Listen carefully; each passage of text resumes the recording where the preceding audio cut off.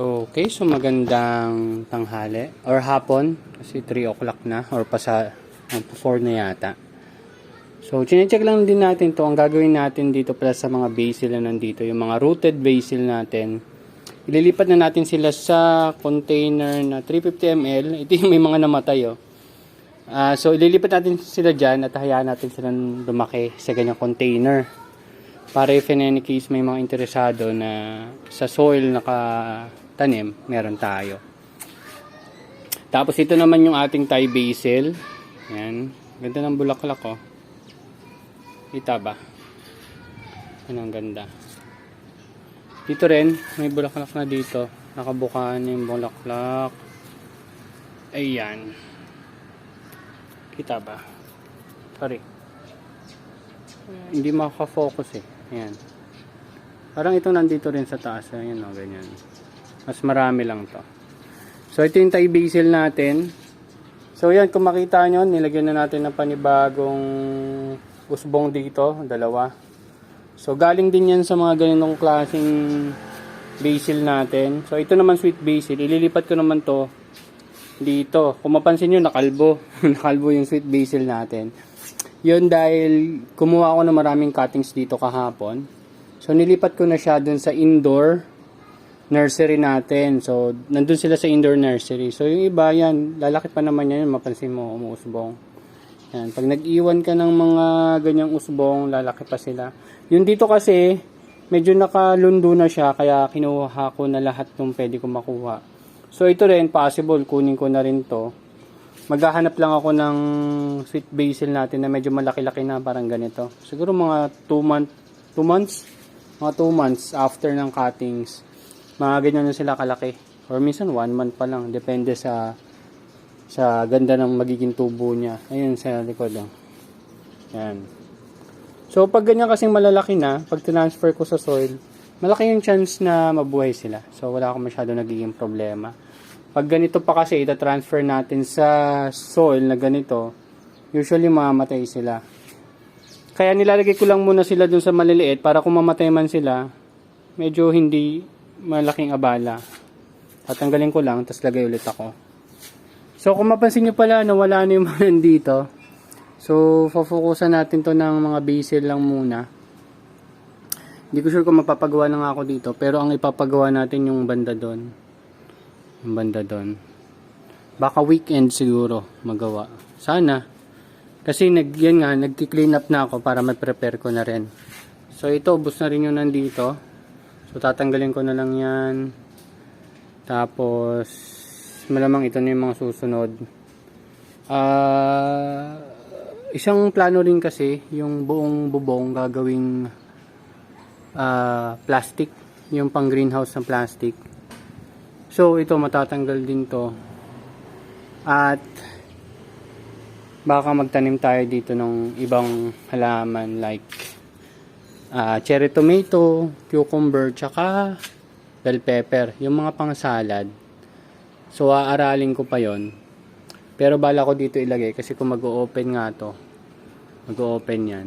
Medyo magiging maganda yung sikat ng araw dito. Abot na siguro ng 6 hours pataas yung araw nila. Mula dyan, dito, yan, karon araw dyan, yan, hanggang doon. Ito kasi slab na to, slab. So, semento hanggang doon. Siguro abutin pa rin mga 6 hours. So, pwede na. Although, syempre, mas matagal, mas maganda. So, tingnan muna natin yung iba.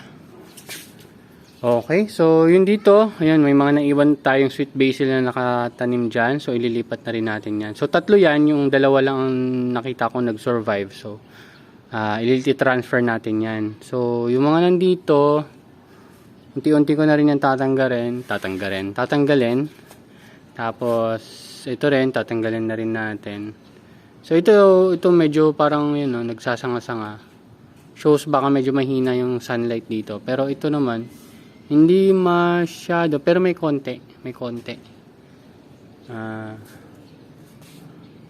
Yan, ito pala yung papagawa natin to ng mga frame. Tapos yan, double layer para mas marami tayong matanim. Hopefully this weekend magawa na yon. Tapos dito naman, ito yung papagawan natin. Pero papagawan talaga natin buong span. Kaso ayaw ko kasing pakialaman tong mga ornamentals. So, yung i-screen lang muna natin is ito. Itong part na to. Tsaka yun, yung mga walang ornamentals. Yan. So, ito mag-out na rin to. I-out na rin natin yan. Parang, hindi ko lang kung gaano katagal na to eh. Yun nga yung problema natin, hindi natin na-monitor. Maliban sa mga bago nating tanim, which is nandito. Ayan. So, ito yung February 16. Tapos ito naman yung February 20. And nasabi ko pala sa inyo last time na naubusan akong nutrient solution.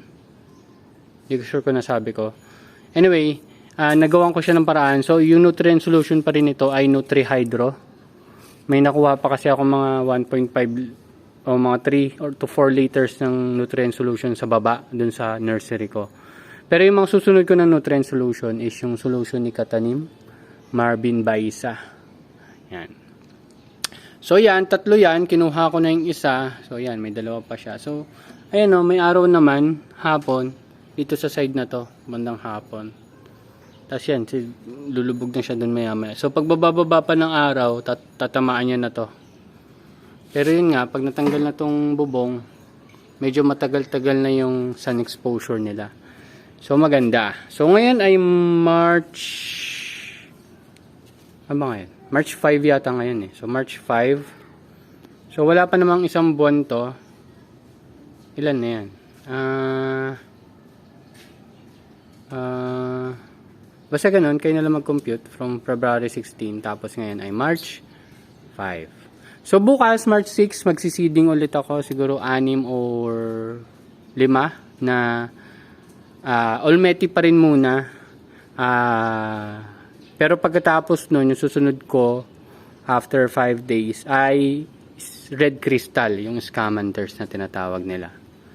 Ayan. So yan, mapansin nyo. Ito baka palit ako ng takip kasi meron akong styro eh. Yun nga, kasi pag naka-transparent na takip siya, prone talaga siya sa sa lumot. Yan. Yan o, kasi yan o, nakaging problema rin nila yung itong ornamentals. Ayan. Depende. Ito nga pala, may mga bell pepper. Pero, yung bell pepper kasi na yan yung nabili lang sa palengke. Tapos, yun, tinanim ko lang. Pero yan, may mga insektong puti-puti. Hindi ko lang kung tawag dyan. Ayan. So, tatanggalin ko na rin yan. Ay, meron pa rin pala dito sa baba. O, yan. Madami-dami napapakinabangan din naman. So, dinidilig-diligan ko rin. Hopefully, yung bell pepper na tanim natin, medyo nasa hydroponics. So, may pag-aaralan tayong panibago. Yung drip, parang drip irrigation or Dutch bucket yata tawag nila doon. Or kung ano man. Well, anyway, yun. Yung napansin ko naman dito sa side na to, medyo okay yung tubo nila. Hindi tulad doon na medyo nag-agwat-agwat dahil sa sunlight. So, hopefully, mas okay to mga nandito. So, after 40 days or 45 days, yan, makapag-harvest tayo. Sana, hindi ko sila masyadong maistorbo habang may ginagawa. Kasi gagawin to eh. Diba, sabi ko nga papagawa ng frame. So, yun lang. Update ko na lang kayo pag nagawa na. And makikita nyo rin naman. And, okay. Bye-bye.